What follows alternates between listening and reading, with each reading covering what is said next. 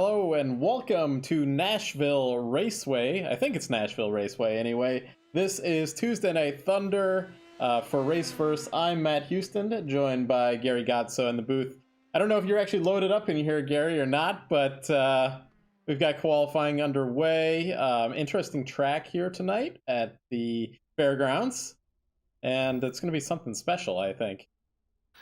Yeah, I don't ever recall open wheelers ever running here. I'm sure maybe they have like USAC or something that I know modifieds ran here. Yeah, I was going to say that I could see something like an SK modified running. Yeah. And but other than that, I mean, I know very little about this place. All I know it's going to be extremely bumpy, and these guys might be racing not exactly down on the bottom, of maybe a little bit higher up. We'll see. But it'll be exciting to see how. Well, actually, you know what? You should ask during the Victory Lane interviews how everyone's arms feel, because I'm sure if you have a very strong force feedback or direct drive wheel, you're probably going to be feeling it in your forearms quite a bit. Yeah, I would think so. But yeah, really interesting track here tonight. This one just came out in iRacing maybe 6 months ago, and I'd actually never even seen it until I was going to get the screenshot for the broadcast here, and I drove around a little bit and thought, hey, this is a pretty cool track. Kind of reminds me of USA International Speedway, but with a little bit more banking, a little bit. I mean, that track's pretty bumpy too, but this is even more bumpy. But it looks like a race here would be pretty exciting to watch. Looks like we've got everybody qualified, so I think we're going to go and run through the grid. We'll be running a 53-minute race here tonight. And this is Tuesday Night Thunder. So we got familiar name at the front, and Wason Walsh in P1, followed by Ray Kingsbury in P2. Robert Gamble, one of our podium finishers last week, in P3. Daniel Smith in P4. Kevin Smalley, one of our championship contenders, although he's really far back. I think he's just hunting for that final spot. Christian Jasper in P6. You have the grid, Gary, or you want me to go? Yeah, I got it here. P7 is James Curtis. 8, Patrick Byrne. Let's see, P9, Mike Gosler. P10, Jason Owens. P11, Chattering. P12, Ed Jason Padu. They're all doing 120 mile per hour laps, so they're really moving around this place. Yeah, that's booking it here. So James Watson in P13. He's had a couple of bad runs after he had a win several weeks back, but on a string of bad luck here. J. William Walker, P14. Wes Shire back here this week after feeling a little bit ill last week. Everybody's running kind of a get well Wes. Did I say Wilshire or did I say Wes Shire? Kurt Kelly there in P16, Mackenzie Galata in P17, Simon Vell in P18, and rounding out the field is Connor Baldwin in P19. So that is our grid here. We'll be running a couple laps behind this pace car. I think we've already gone through the grid here. So I've had a closer look at this pace car, and now we know it's it's like the unbadged kind of thing. Yeah, it's just simply called the sedan pace car. That's it. Yeah, and the emblem on the car is like literally just an iRacing logo. So like that's what I was trying to like zoom in on that logo last week during the broadcast, and I was like, I can't quite tell what it is. Maybe it's an Audi or something. And then, yeah, it's nothing, but I think it's pretty cool looking. Yeah, it's just so they don't have to pay another license fee to somebody. Yeah. I'm sure it is. I was reading that they were saying maybe they can license it to somebody else, though. Like, I guess anybody can become the official pace car of iRacing if you pay the price. Well, somebody on pit road. Yeah, that is Kingsbury. He was doing that. I saw in his qualifying run that he did exactly that, and he seems to be stopped on the track. Am I seeing that right? No, there he's going. Oh, there were a couple drivers that have EOLs, so that's probably what that's about. Probably gonna get that. Yeah, that's what lap it was. or 2 laps? This should be 2 laps by the iRacing standards. So Kingsbury was in, he's P2 in points, but he's getting that EOL. Yeah, looks like we're doing 2 laps. Or a couple other drivers that had. Let me see if I can grab this. Kingsbury had an EOL, Galata had an EOL, and Gamble. Gamble had that incident right at the end, and he got that podium position with that incident, if you remember last week. Looks like we are coming to green. That's right. So these drivers are going to have to figure this thing out. See how long we can keep this under green. Will be 53 minutes. Countdown starts now. Green flag. Here we go. It's like 4 wide coming down on that main stretch there. That's pretty impressive. Daniel E. Smith taking over that second spot. Definitely see the bumps affecting these cars. Yep, I figured they would be about a lane off the bottom. Yeah, I don't know if you could really hold that bottom all that well. Kingsbury's all the way up to 9th already. He's running that low line.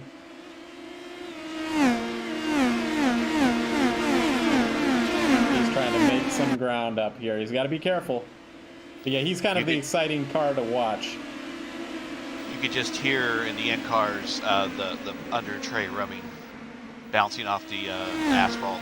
Yeah, and these aren't fixed setups either, so these drivers have opted to go with that. They might not have really been able to dial it out for the most part. There's so many bumps here. A wash early on with a purple lap, 16.446, which equates to 123.775 miles per hour. And he's actually, I don't mean to cut you off again. Yeah. He's a full 3 mile per hour faster than second place right now. Yeah, I was just gonna say I was gonna go on board since we're early on. I want to show off the bumps a little bit. Go on board with Curtis back here in 3rd spot. Although I just heard somebody. Caution. Yeah, I heard that. Mike Gosler looks like he might have been involved. All right, Atlas Van Line's car almost gets hit by the pace car, but no contact there. We'll pull up this replay. He's missing a right rear wheel, so we'll get the replay brought up here. Yeah, Atlas Van Line, I think that's a throwback to a 70s IndyCar paint job sported by Gordon Johncock. Oh, he had contact with Kingsbury, was trying to get around him, and actually a little bit reminiscent of my incident in the Lionheart Speedway series last night. But I played the role of Kingsbury there, where I didn't even realize that I put a guy into the wall there. So, yeah, I was penalized for it. We're showing 3 cars on pit road: Owens, Shire, and Watson. I see Kingsbury coming down as well.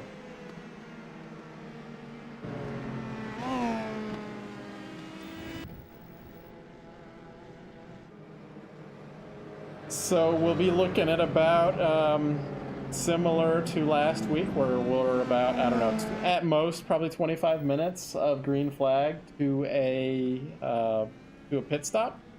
So I don't think they're going to get through this one. We did have one race out there this season, probably North Wilkesboro, where Walsh never even pit during the race, even though they kind of needed to. But I think they're going to have enough green flag running, and with the revs as high as they are on this track with the high banking, I think we'll have pit stops. Kingsbury's got a bit of an extended stop, it looks like. So does Gosler, of course. We knew that. That was pretty rough looking. But this has championship implications for Kingsbury. This is he's digging himself a hole, and that's what happens with that end of the line penalty that he ended up taking there. Walsh has been kind of unstoppable. The only reason Walsh was not in the lead-in points is because he had missed a race. He missed that Bristol race earlier this season. Oh, okay. I don't know how that was exactly going to be calculated, though, because I believe that there is a drop race included in this series. So he might have, once that was calculated for, he probably would have taken over the championship lead anyway, unless he had a string of bad results.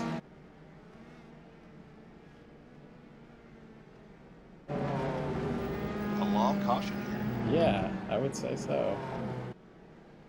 Lights still on the pace car. Next time we'll run a shout out to our sponsors here in the Sears Carolina, SimWorks. We'll run one of their commercials. Yeah, but yeah, check out their gear.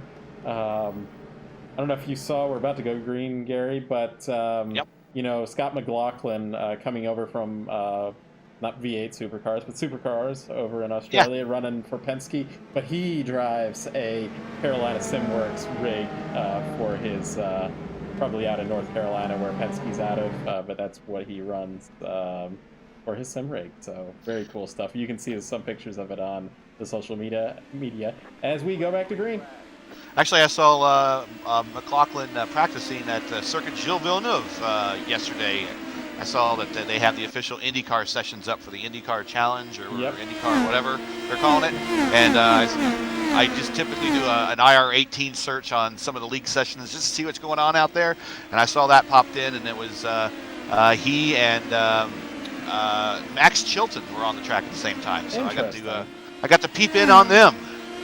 Yeah, that was actually what kind of got me back into iRacing. I've been an iRacing member for a really long time, but had my membership lapse for the longest time. But when iRacing, the drivers were driving the IndyCar, that's what got me back into this thing. So Chad Irvine had a bit. Got a lot of people.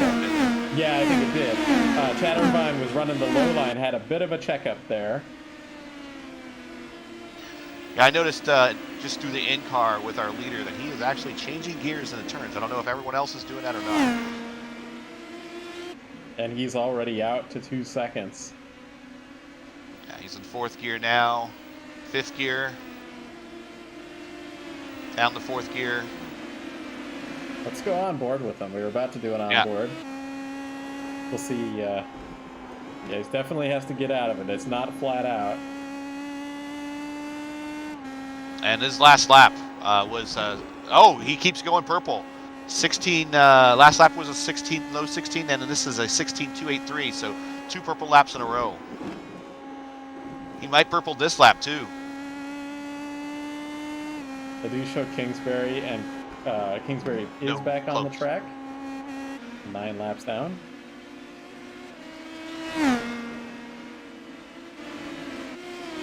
Well, I'm out of the onboard with him and trying to go find a little bit more action here. Baldwin's moved up quite a bit here.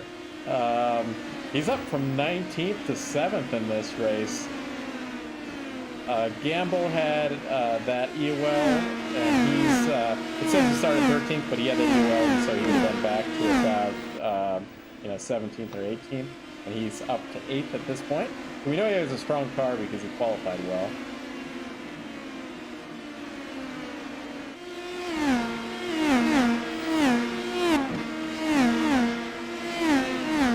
Back here in the pack between West Shire and William Walker. Shire running really high in the corners.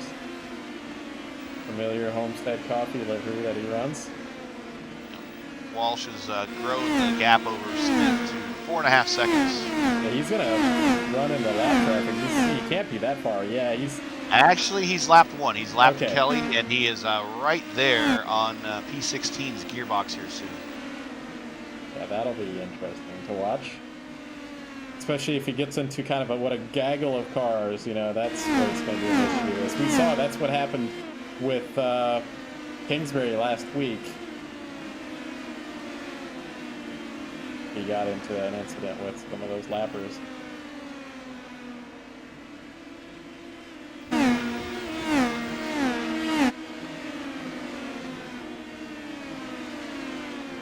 Looks like Walsh is coming up on Galata. But Galata's going to take the low line, and Walsh goes around on the high side.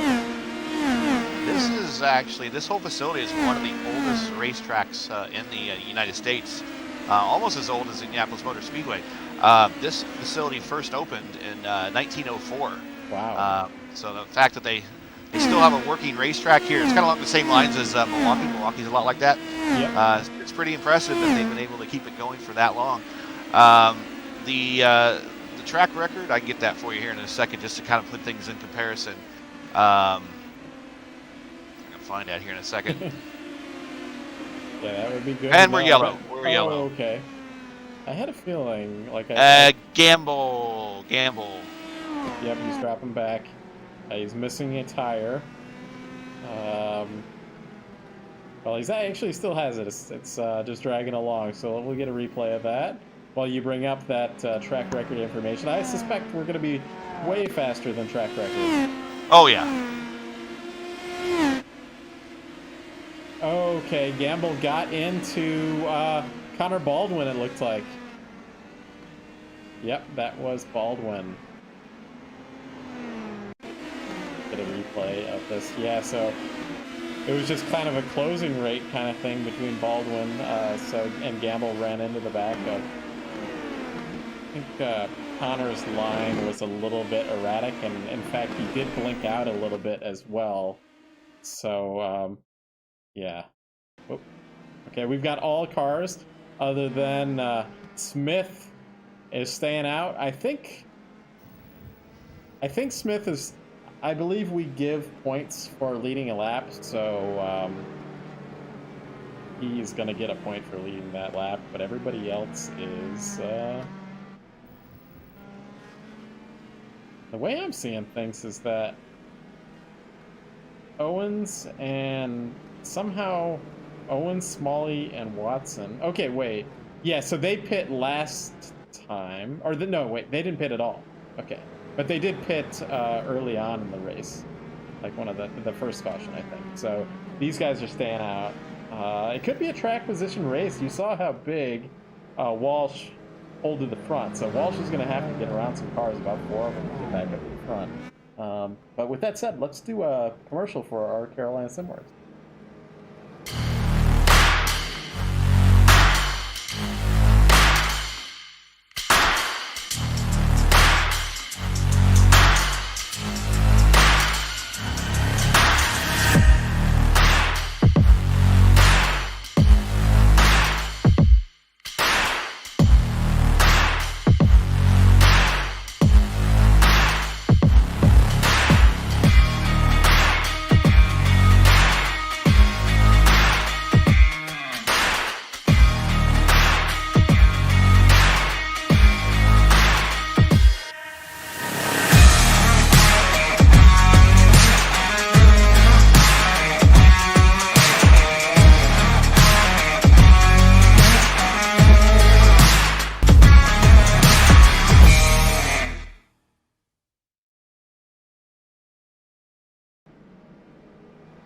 And we are back here at the Nashville Fairgrounds. This is Tuesday Night Thunder. Daniel Smith at the front of the field.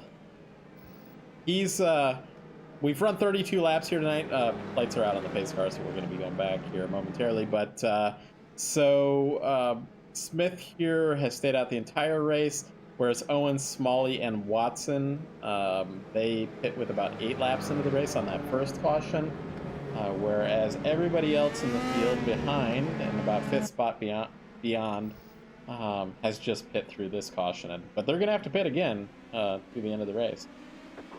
So we have cars in front of the leader. Yeah, wow. Really spread out there. I think that was Gossler 3 wide between Walsh and getting around Watson and Smalley. That's the way to make up some ground. Yeah, he was not happy with the way that some of those cars behaved on that restart. Who's that, Walsh? Walsh, yeah, he was kind of letting some folks have it on the radio. Okay. Yeah. Yeah, I don't know about that. I think one of the lap cars got out of the way, but it just kind of made it a little bit more confusing. With that said, not Walsh, but Smith has gapped out about a second. So the leader, being the leader, is really important here as Walsh gets around Owens. Owens got a different livery this week. He's running Extra Life. I think he always runs that livery, but this is just that sponsored, but different livery with him this week. Looks pretty good.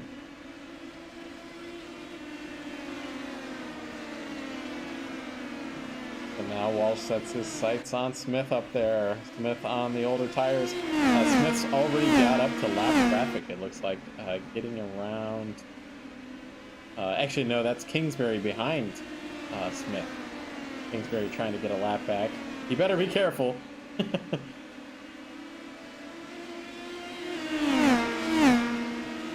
Yeah, he's going to have to get a lot of laps back, although they do the lucky dog in this, so if he can get some laps back the old-fashioned way, plus get some lucky dogs. Oh, he just got some contact, I think. Yeah. Yeah, that's really tough. He was lucky that it didn't send him into the wall here as Walsh is looking inside of Smith. And he's going to make that move really easy looking anyway. And Walsh is back up to the front.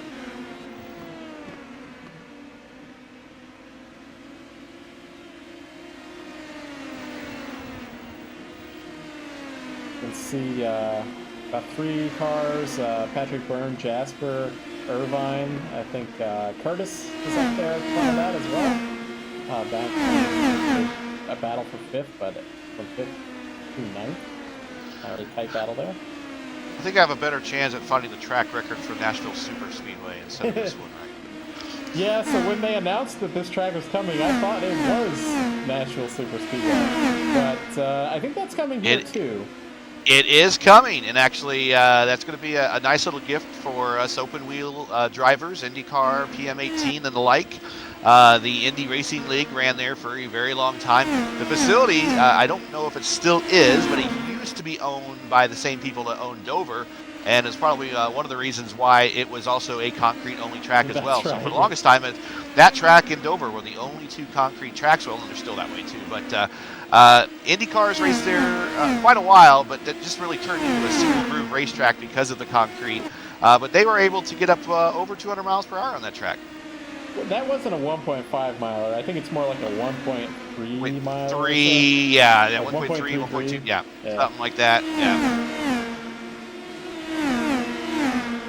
You got some fans in the audience here tonight, Gary. You got Robert out there saying, Gary. As Oysen Walsh continues to lead here, he's built that 3 seconds over Smith, who was our leader at the beginning of this stint. Just that engineering and driver talent that Walsh has here in these cars. He's just got something special with these setups and his ability to. I think there's some luck there. His ability to get through all this traffic without getting involved with anything. Tough to do. Yep, I knew it. 206 miles per hour. Scott Dixon. Was that in 2008 or was that? I think 2003. Okay. 2003. Well, they were running probably more horsepower then, I think.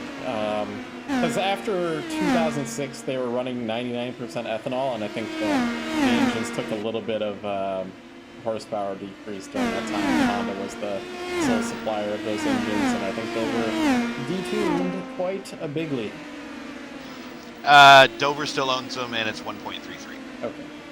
Yeah, I think that's one of the few tracks that kind of fell off the schedule, more due to driver complaining. Like, I remember reading a story about it around, I think 2008 is the last race. I think, like, the year of the merger between Car, I think that was the last race, and I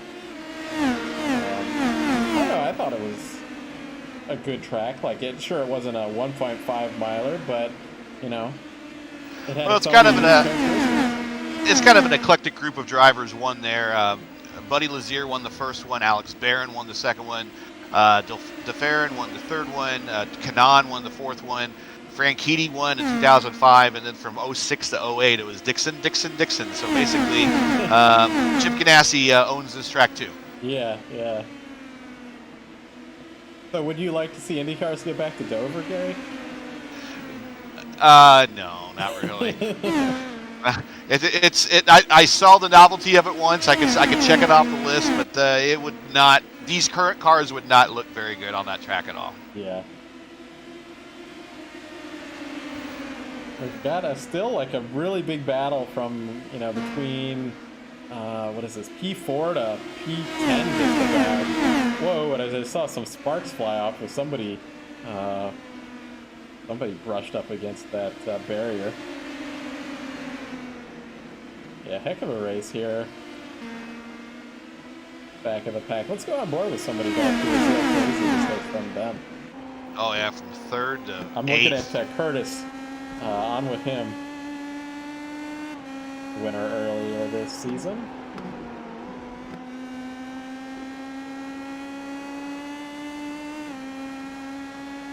Yeah, this looks like pretty nuts from his view.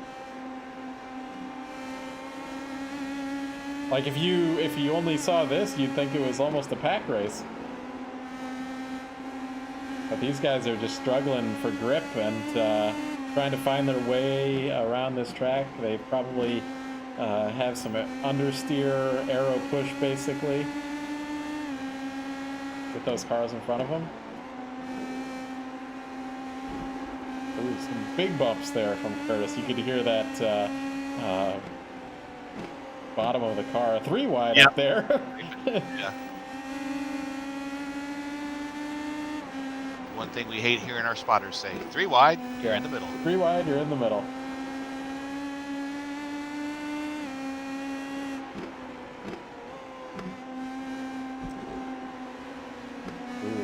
Curtis really had to get out of it on that corner exit to not collide with Owens up there for 6th. Walsh has lapped his way into the top 10. Well, wait till he gets to this group, which he probably is about to get up to.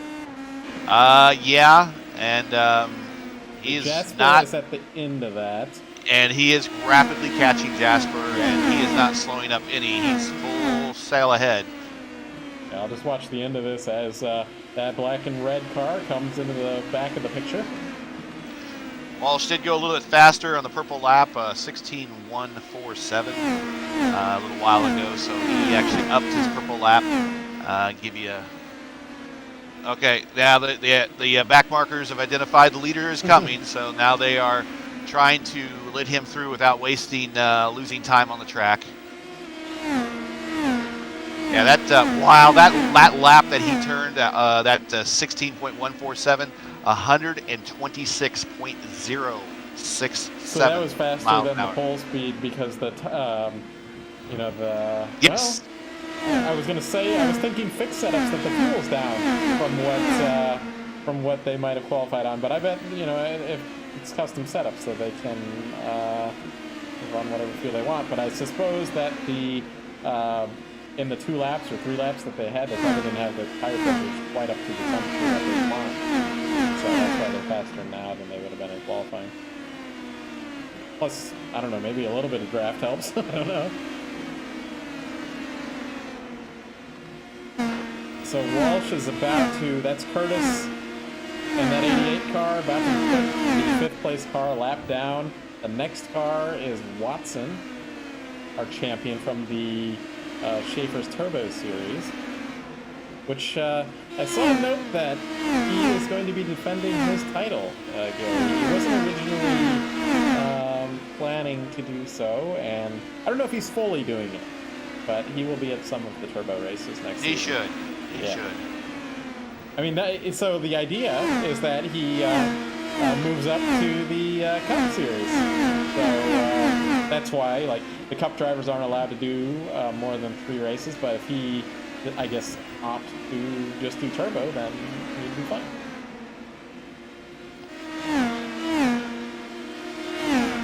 So yeah, now he is up to 4th place now. Yes. Kevin Smalley ahead there. A lot of these guys still running these Homestead Coffee plus the normal livery here tonight. Yeah, a couple people are praying for a caution right now. Yeah. Smith and Irvine and Smalley.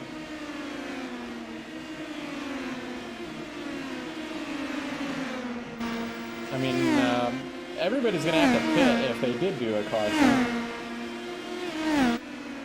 As that is just the podium are now on the lead lap.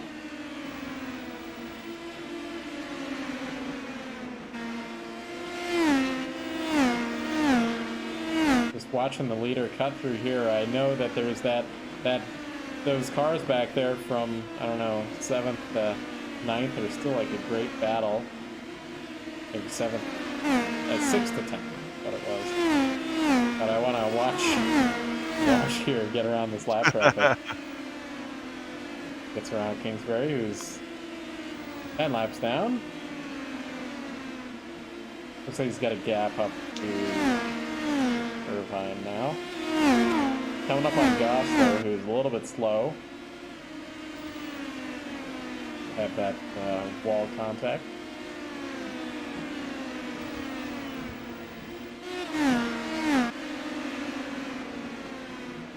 Well, I'm going back. Sorry, Gary. I'm going back to look at this group of cars that are really bad. Yeah.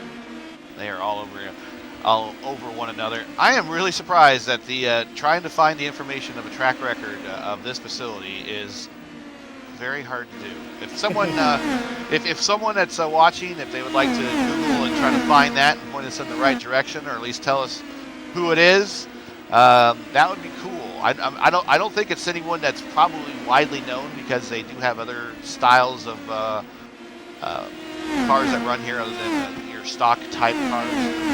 So I would imagine it's probably someone from a modified or something of that nature. Well, I think it's probably this Oyson Walsh here. He's probably the lap record. In the virtual world, yes. Yeah. For sure. I don't know if this track has made it on to the official PM-18 series. I know they do run ovals. I think they run 2 or 3 ovals a season. And they are short ovals. I know they ran USA International before. That's a 3/4-mile oval. They ran New Hampshire last. Run Milwaukee, of course. Phoenix is popular. The varieties of Phoenix are popular. Do we have the config yet with this new start-finish line at Phoenix? That's so weird to see. Yeah, I'm not 100% sure. I don't actually even... No, wait, I do have that track because I got it for this series. I think I didn't have the ISM Raceway, I think what they call that. I didn't have it before broadcast. I just had the old Legacy. But yeah, it's pretty odd to see that track. But that's another story. We already broadcasted that earlier. Actually, next race will be Legacy Phoenix. So we've got a couple weeks break here, maybe even 3 weeks. Let me double check the calendar here. We'll be back on April 6th, so we're 2 weeks off. And then final 2 races is April 6th and April 13th. So that will be Phoenix on April 6th and Gateway on April 13th. So Gateway's a good place to have your final race on these cars.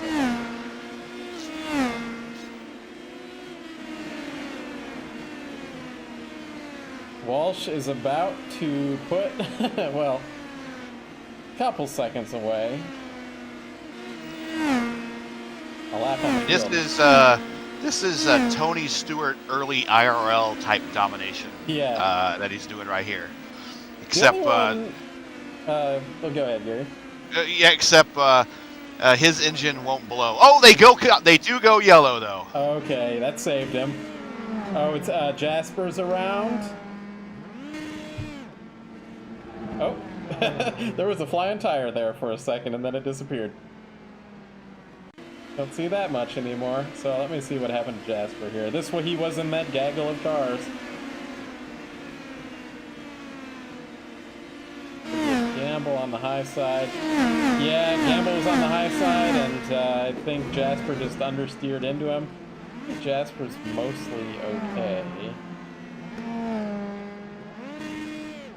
Probably not the best thing for his car. He did end up resetting, though. So that's actually a gentlemanly move, rather than trying to get his car pointed in the right direction and trying to do a donut on the straightaway while other cars are coming. Yeah. Yeah, so that's a good move by him. Walsh is pitting. Everybody else is going to stay out and try to get their lap back. Not sure how that can work for them. Need a quick caution for some of these guys is maybe what it is.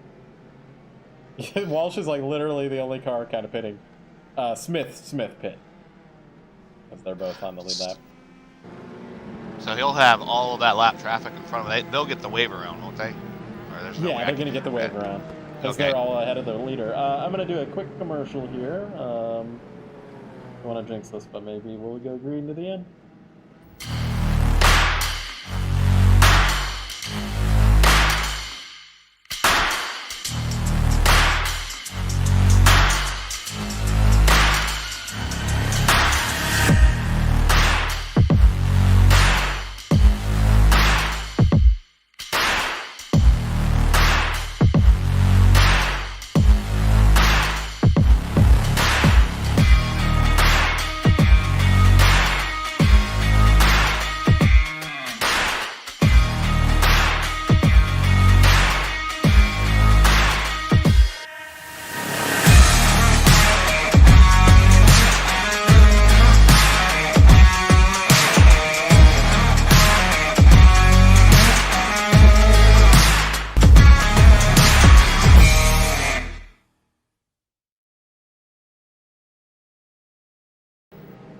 All right, we are back here at the Nashville Fairgrounds. Our lapped cars, everybody ended up pitting back to 11th position, so they opted to not get their lap back and instead went for the fuel. I think they were all really, really close, too close on fuel to make it to the make it too much further, is my guess anyway.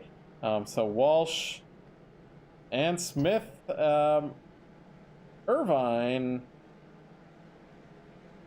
shows on the lead lap as well, so I think he stayed in. Let me double check this. No, he's showing that he pits, or that he pit this time, so I don't know how that happened, but he's at the end of the field, though. Oh, he might have been the lucky dog. That's what it was. Okay. All right. He was the lucky dog. Lights are out on the pace car.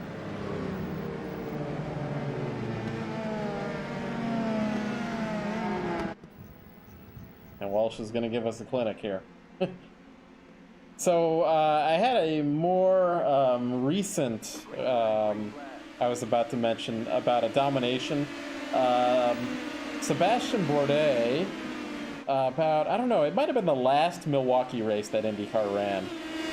But he had a dominating performance at Milwaukee. Just like they hit the setup like really, really well, and he ended up lapping the entire field, I think. And this was an IndyCar. This wasn't like a back in Champ Car. I think he won a couple races in Champ Car there.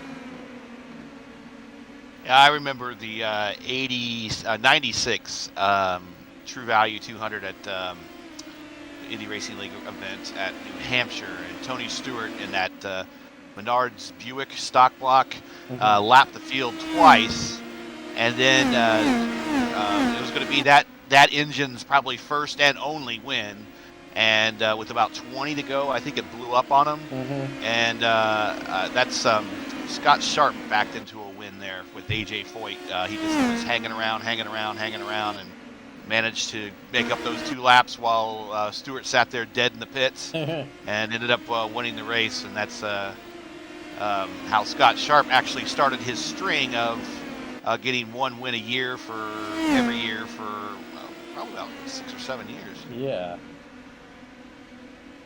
And he was the co-champion in that one, right? In that year with Buzz Calkins. I think we said that just last week or something like that. Yeah, he was actually the co-champions, and that True Value race, True Value 200, was the first race that was part of the 96-97 Indy Racing League season. Remember, Indianapolis wanted to do that, or IRL wanted to do that, where the season ends at Indy. That was stupid. But the first race after Indianapolis was that race at New Hampshire, and that kicked off the schedule for the 96-97 season. Yeah, I can see where they'd want, to try something like that, but I think I would have done the opposite, where you start it on that race, like you start the season on Indianapolis, but I don't know, it just didn't quite make sense. So somebody had an idea, and it just didn't quite work. So. So we are 18 minutes left in the race here. I think everybody's good to go here to the end. We'll see if we have any more cautions out here, though. Anything can happen. But they've kept a lot of green flag running here tonight, so I think these guys worked on these setups quite a bit. Made sure that they weren't going to be spinning out. I can tell you in my screenshot run, which I don't know what setup I was running, but I spun out. So, you know, it was like whatever a default setup was, and I was kind of taking it easy, and then I did push it a little bit, and came around. So I'm looking at this battle back here. It's like Shire and Watson. Actually, I can go up ahead. Curtis and Smalley and Byrne also really close. Owen's in there too. So once again, I have partial information here. Daniel Harper holds the track record. That's the guy's name. 16.685 seconds around this place, and it doesn't say what vehicle it was. That's as we can see with these cars. We know they're booking in these cars because they're not that far off of these cars. I bet it's got to be like a SK modified or something like that. Yeah, for sure. Yeah.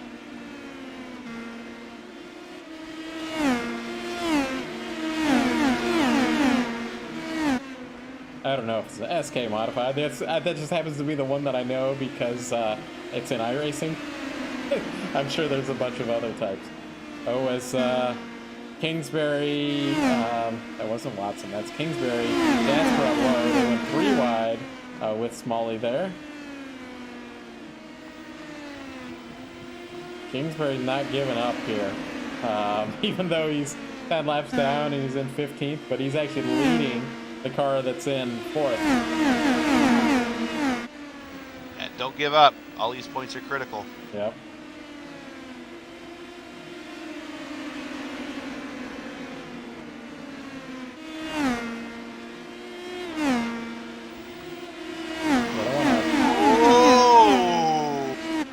Leader rolled up on a lap. Leader rolled up on a lapped car, and he had to roll out of it big time. On Galata. Let's see if I can get a replay of that. Probably gonna be back way too far. Yeah, I can see he's coming up on Galata in that cool car. When it comes to cool cars, I like the year they did like a silver and green, and then there was the blue and green. Whoa, yeah, I just saw that. That was really close. And I think it was Frank Keedy and maybe Paul Tracy that were running that cool car back then.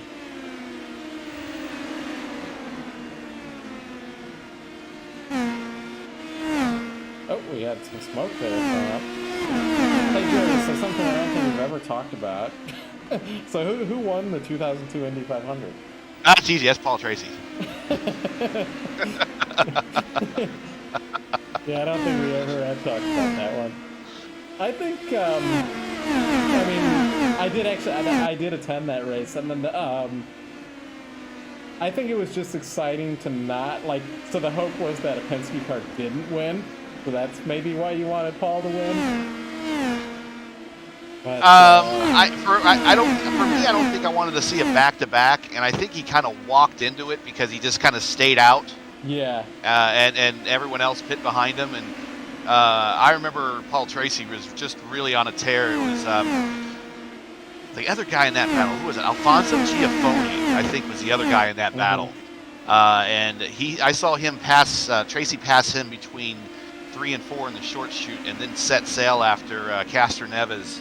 And really, if that caution didn't happen, that would have been an easy win for Tracy. But they go back to the last lap scored or some whatever it was. Whatever it was, you couldn't have Tracy win because that was part of the invading kart crew, and Penske that year was a regular. That's right, exactly. By then he was a regular. And who was the guy that brought out that caution? I'm trying to remember the name. That was Buddy Lazier and Laurent Redon. There you go. Yeah, I knew that one. It's like his only Indy 500 start. Was he actually the Rookie of the Year? I believe he might have been. Yellow caution. Big crash. Oh, almost right in front of the leaders, too. Wow.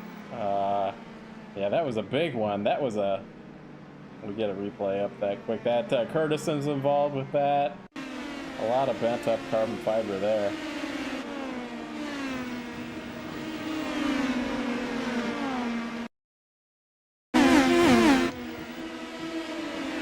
I'm gonna do a slow-mo here.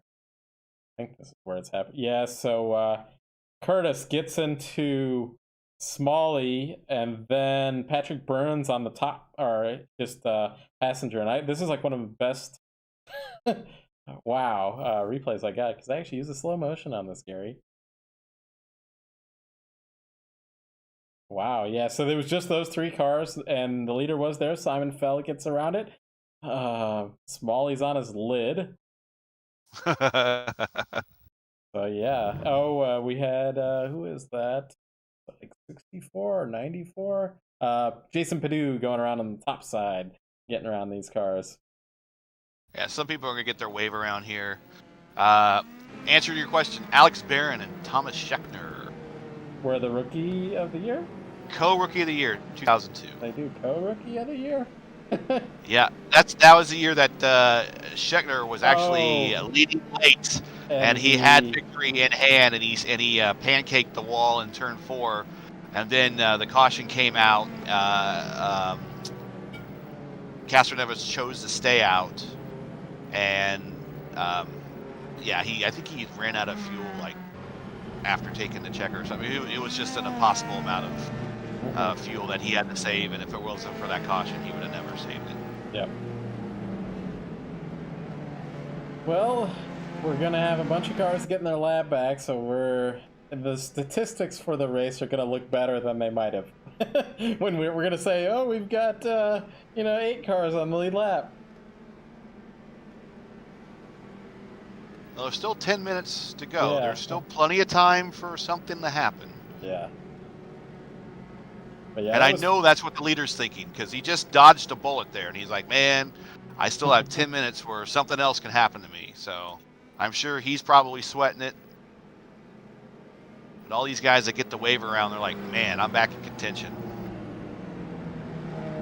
I was going to mention our audience here tonight wasn't as talkative as they usually are, but I think that might have something to do with Jasper's usually in our audience, and he's driving here tonight. So speaking of Jasper on pit road, he is on pit road. I believe that is a Sunset Arctic Graphics painted livery there, Gary, for Jasper. It's an LC. I believe he used that in the Reddit throwback. I think it might have a different sponsor on it, but you might. Yeah, I know it's that livery, but it might. Tasman. Yeah, it's a Tasman livery from '85, '86, somewhere there. Hey, you know what I saw? We were looking for that McDonald's car that one time. It was the Japanese McDonald's, but I saw a video recently, and somebody was in a McDonald's. It didn't have the Japanese, but it was somebody in that era that had the McDonald's car. Anyway, we're back to green. Walsh Commander. That was Tony Kanan's car that he drove at Biggie that year. Yeah, I didn't realize until that that McDonald's was involved that early. Obviously, I remember from the Newman Haas, Sebastian Bourdais kind of domination era at the nether end of Champ Car. Yeah. Justin Wilson got to run that car 1 year, and then I think Graham Rahal won. Oh, Chad Irvine into the wall hard, and the caution is out. I was actually looking at him. That was a little odd. Yeah, that's done for him. He was just kind of on his own. He might have got some dirty air or something. I'll look at this here. And then after this, we're going to do a final commercial for our Carolina SimWorks. Yeah, wow. Irvine just on his own. Not even dirty air. Just maybe pushing it too hard. Yeah, just buries it into the wall. So we'll run our commercial here. Shout out to our sponsors. They're paying the bills for you guys to watch this stuff here tonight.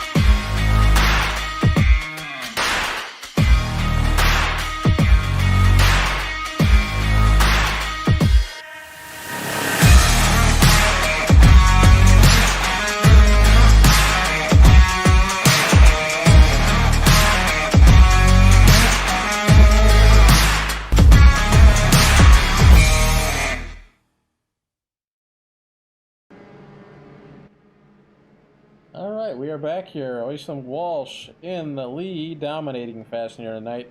In P2, Daniel Smith, he got to lead a few laps earlier in the race.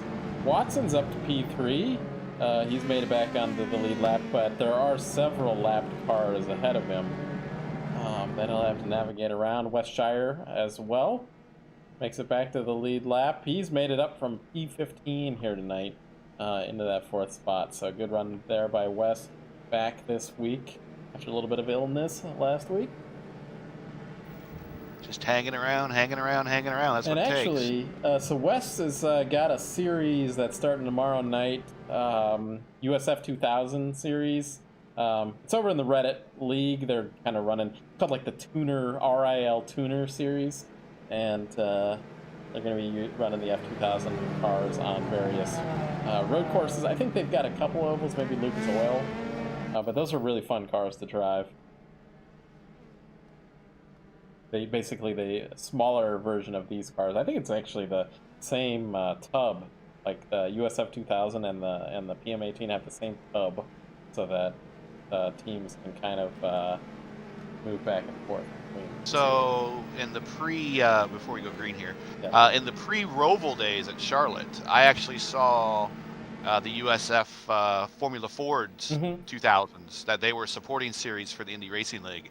And they were racing during the weekend that Indy Racing League visited Charlotte Motor Speedway for the first time.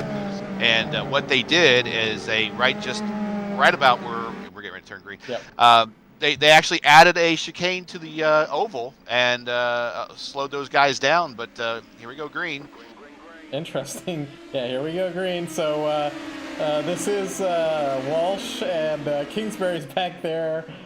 Kingsbury's making up a couple spots here because of those accidents. He might make up another 2. He might get a top 10 out of all this, but yeah, we've got 1, 2 in points here, except in this race they're 1, 2 on the track, and they're 1st and 12th, actually, position-wise on the track.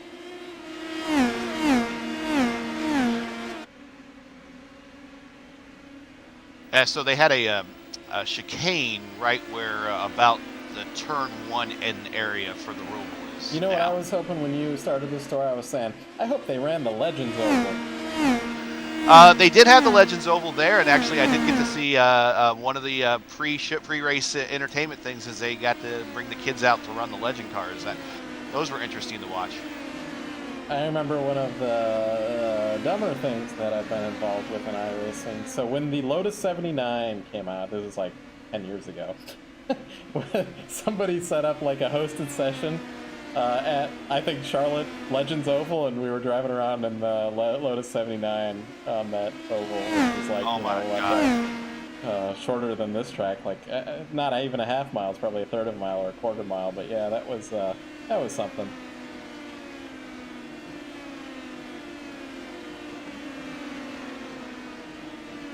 Just kind of single file here at this point.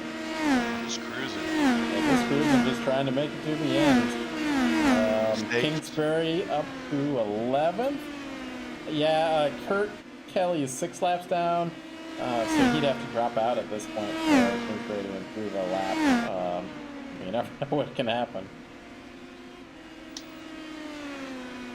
I think it might have been an interesting race if Kingsbury hadn't been had that incident there, knocking him back here. I don't think he'd add for anything for Walsh, but he might have kept it a little bit closer. We can see he's got a somewhat damaged car.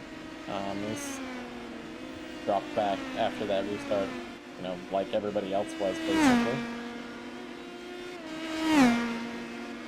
Daniel Smith is just cruising around in 2nd place here tonight.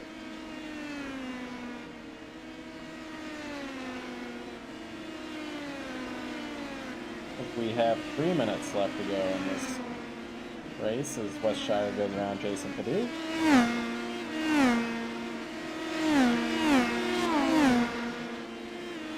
Yeah, we're really spread out now. Like there aren't that many cars left in this thing all of a sudden.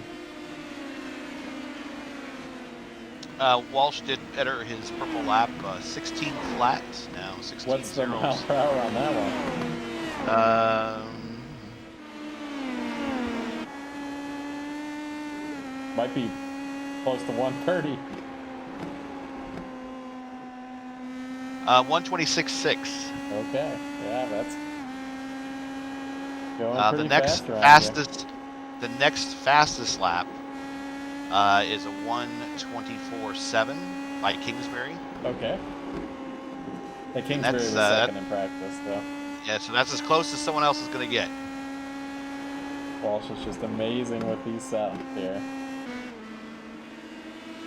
Oh, we got a car. Yellow. Yeah, that might take us through the end here. Who was that? Jasper, it looks like. I thought I saw. Let me double check that. Yeah, it appears that it was. He's slow. We're gonna figure out what happened. He might have just been a single car spin. That's what I saw at the back of the screen, but we'll see what happens here.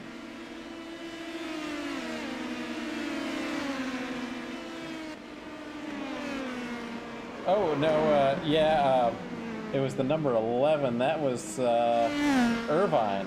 Irvine spun. Jasper was behind him. Obviously, Irvine's got a little bit of a damaged car after that hard wall contact earlier in the race. Gets the rear end, comes around on him. Gosler goes wide. Actually surprised that brought out a caution. This will pretty much end. Yeah, this is going to end it here. Sorry, folks. No green, white We've checker. had No quite gimmicks. a few... This is how racing should end. Well, this is interesting because this series runs the timed races, which is unusual for ovals. Yes. So obviously you can't do a green, white checker when it's a timed race.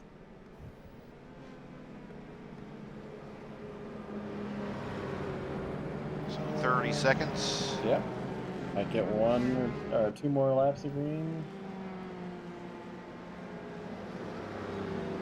At least we won't have any question about when the race is ending, like we did at Bristol.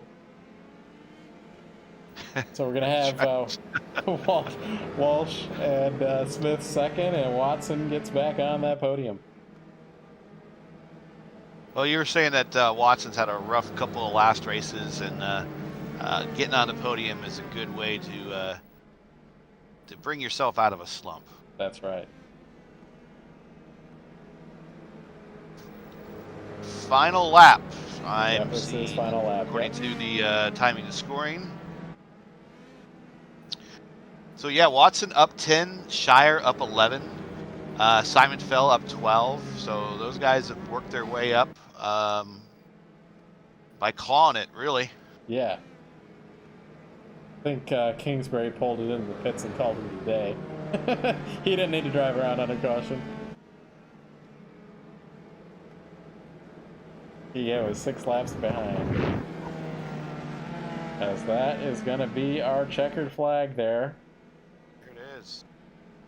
Our winner, right. Walsh here. I'll have to check how many of these has he won. Have that up. Yeah, I actually do have it up. 5 wins, so this will be a 6th win of the 10 races that we've done. Got 2 more races here, and we'll get our podium interviews momentarily. So I'll head on over to the victory circle there and get our podiums to Gary. I'll talk to you later tonight, but thanks for joining us here for Tuesday Night Thunder. Anytime. We'll find those track records later. Yeah. It's going to be some scouring the internet for that one. Yeah, no kidding. Yeah. We'll talk later. Thanks. All right. Okay, so Walsh is finding the victory circle that I was talking about. Oh, we've got somebody else is there already. Let's see. I might have a better camera angle. Oh, he's already moved it. Let's see if I can.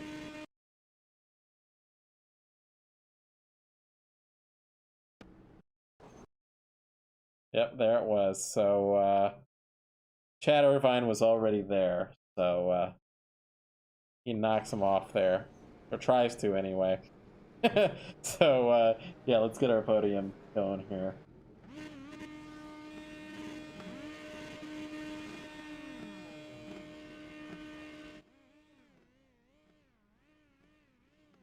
And I will be right back while I set this up completely.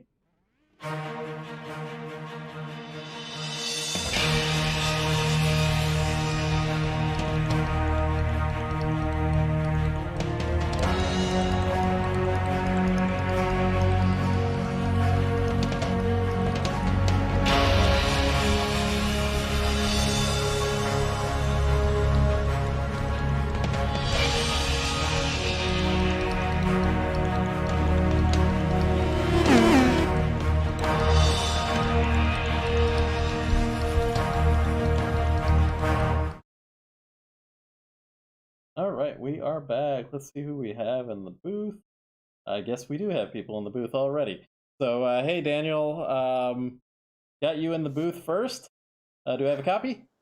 Yes, loud and clear. Got you. So you're really the only other car to lead any laps out here tonight. But Oysen just kind of pulled away from you. But, you got up to second early on. I think it might even been because we had a couple of cars take EOL penalties. Did you start second in this race after qualifying fourth? That is correct. Okay. Qualified fourth. Was a good run. I didn't expect to be that high. I was really happy with it. And then I saw the two people ahead of me had penalties. So I'm like, okay, well, I guess I'm starting on the front row. So Yeah. a good start. Well, clear sailing for you. Yeah, you probably had to navigate around a bunch of lap traffic and everything. Tell us about your race and getting around through maybe some incidents and the lap traffic as you came to it. From my point of view, it wasn't too bad. It was mostly clear due to when Oysen pit the first time and I stayed out. I had clear track ahead of me from that bit, and that was a pretty long run. And so, yeah, that kept me out of lap traffic for a long time. And then after the pits from there, everyone was either courteous and went to the inside, and I was able to pass them really early, or they were faster than me, and I just let them drive off and kept it clean. Well, sounds good. This is, I think you've had a string of some pretty good finishes here. Yeah, this is here. You had, you had another top 5 here, and now you've got this second place. Yeah. This is second place finish in 3 races, so I am ecstatic. Very cool. So we're gonna have a couple week break, and then we'll be back at Phoenix, Legacy Phoenix 2008. Any thoughts going to there? I think these cars are a little bit more familiar with that track, even on the official calendar.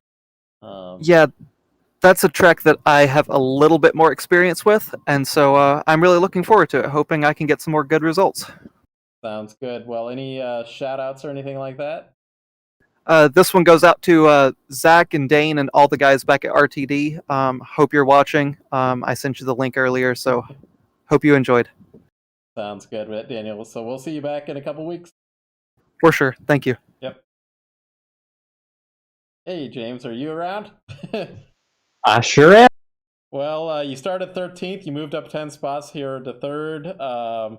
Looks like you had a good run out there. You stayed out of some incidents that were around you, and you survived, and you got on the podium again.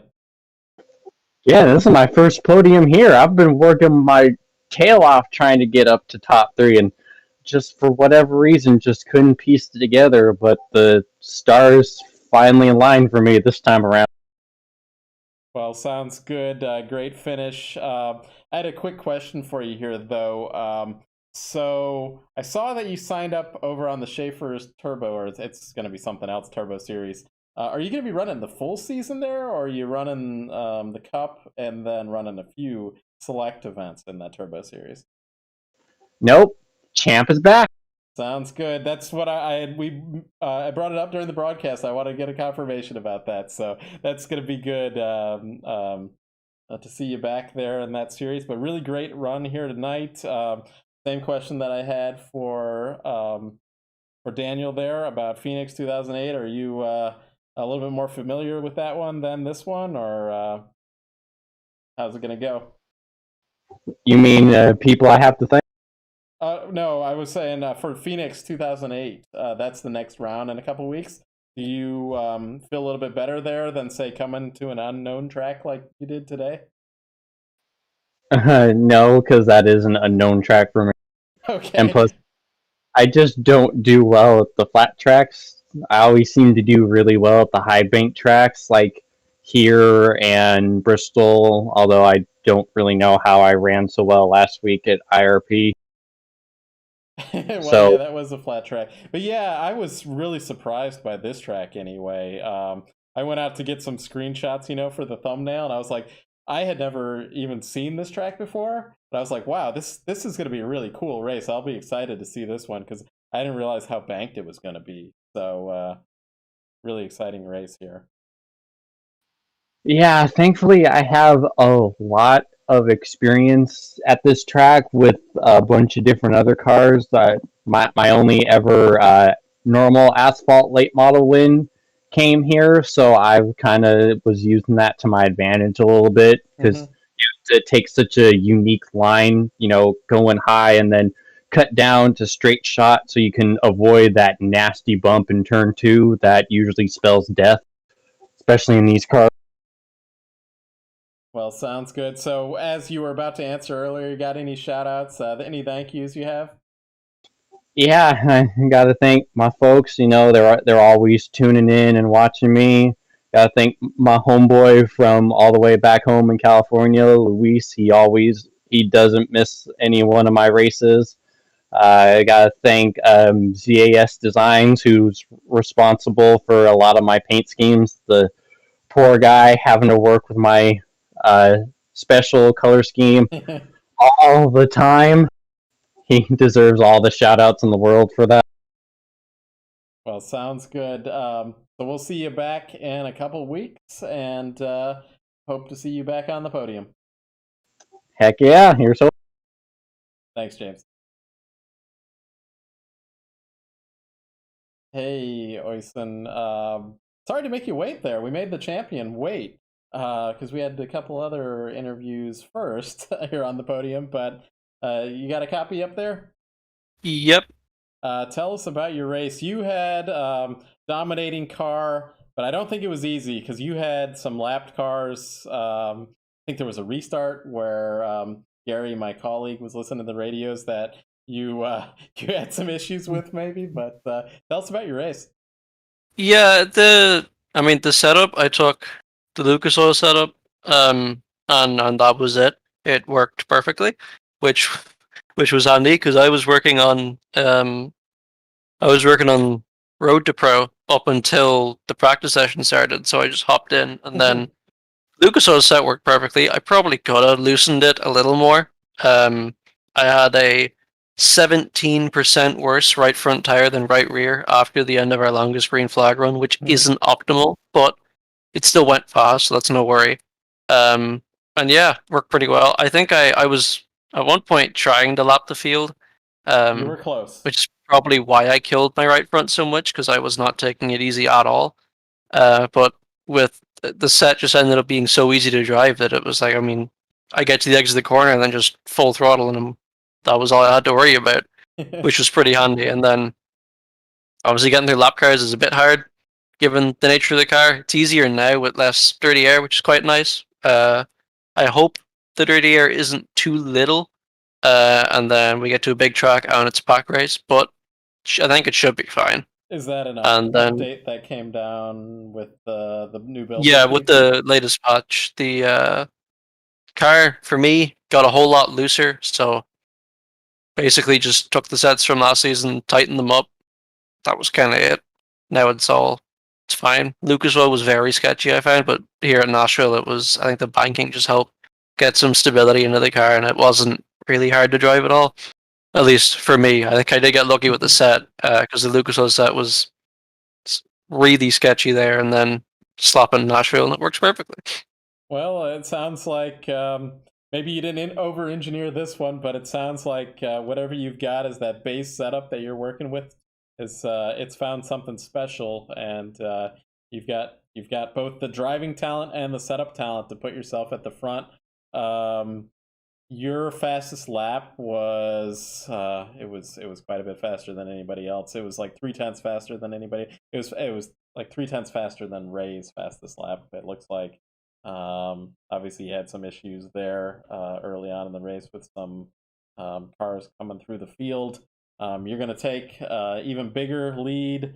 We're going to be off for a couple weeks, and then we'll be back on April 6th for Phoenix 2008. And I would think that one will be a little bit more normal, because I think everybody, at least if they're running I was about to say Mazdas, but PM-18s, that everybody's kind of run that track before anyway. Any thoughts going there? I think I have the world record there. If I don't, I'll certainly do my best to get it. At least with the new tire model we have now. I won't be able to beat the old one, but I think I might have to go check if I have the old one. Because I usually put a lot of time into a time trial set or a world record setup or something to just try and get that every oval we came to the past couple of seasons. Hey, so you're one of the guys that runs the time trials, huh? No, I wouldn't usually run time trials. I tried a couple weeks, but I care more about just the general world records. Yeah, no, I actually I haven't recently, but I actually do run time trials occasionally myself, just to do them. Like any new track that I go to, I run a time trial just to put a lap down there anyway. But yeah, great run here tonight. Yeah, you're class of the field, so you're gonna be you're gonna have a pretty extensive lead going into Phoenix, and then the final round will be at Gateway. So, any final shout outs you want to give? Teams or anything? You for broadcasting, and Jason for organizing the whole thing, and then I'll say Nexus Esports, but I do this all by myself with the setups and everything. So yeah. Sounds good. Well, it's always good to thank the other people out there too. So it's really fun watching you come through the field there. And hey, I should have asked you this before. What is the actual correct pronunciation of your first name? Oh, Oshin. Okay, Oshin. Okay. It's like the from bruh and then sheen from machine, and you should have it close enough. Thank you very much. I tried to look it up and stuff, and I know I'm saying like Oshin or something like. I'm sure you've heard it all. So yeah, no one gets it right, so everything is right. Thanks for understanding. So we'll see you back in a couple weeks. Thanks. Yep. All right, we're done here for tonight. Let's go through our final standings. We had them up on the screen there, but Tuesday Night Thunder, Nashville Speedway, Oisin Walsh there, Oisin Walsh. P1, Daniel E. Smith, great run by him. Couple podiums in the last couple weeks. James Watson, our Turbo champion for the Reddit series in P3. Wes Shire, P4. Jason Owens, P5. Wes up there, good to see him back in the series. He was our winner back, I believe it was at Iowa. Jason with a top 5 there. Simon Fell, Jason Padu, Mackenzie Galata, J. William Walker, P9, Kurt Kelly, P10, our second place in points, Ray Kingsbury in P11, Chad Irvine, P12, Christian Jasper, P13, Mike Gosler, P14, Kevin Smalley in 15, and rounding out the field, James Curtis, tough run for him. He was part of that 3-car accident that took out. It was Curtis, Byrne, and Smalley, who was in 15th. Robert Gamble, P18, and Connor Baldwin into the field there in P19. So thanks, everybody, for watching here tonight. We'll be back in this series anyway, on April 6th for Phoenix Legacy. So take care out there.